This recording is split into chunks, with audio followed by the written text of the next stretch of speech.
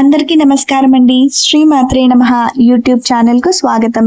ఈ రోజు మన వీడియోలో మేము చేసుకున్న ద్వాదశి పౌర్ణమి వ్రతానికి ఏ రకంగా నేను అలంకరించుకున్నాను, ఏ రకంగా సిద్ధం చేసుకున్నాను, అలాగే పాలల్లో చంద్రుణ్ణి ఏ రకంగా చూసామనేది ఈ వీడియోలో చూసేద్దాం. ముందుగా సాయంత్రం పూట ఇంటిని గుమ్మాన్ని శుభ్రం చేసుకుని ఇలా రంగులు అద్దుకుని ముగ్గులు వేసుకున్నామండి.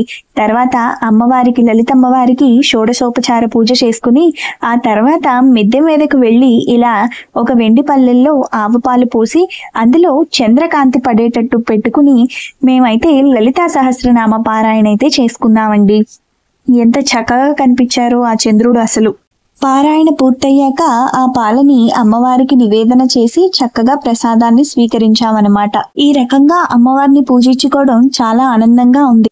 ఈ వ్రతాన్ని నేనెలా ఆచరించానో తెలుసుకోవాలనుకున్న వాళ్ళు కామెంట్ బాక్స్ లో కామెంట్ చేయండి, వీడియో అందిస్తాను.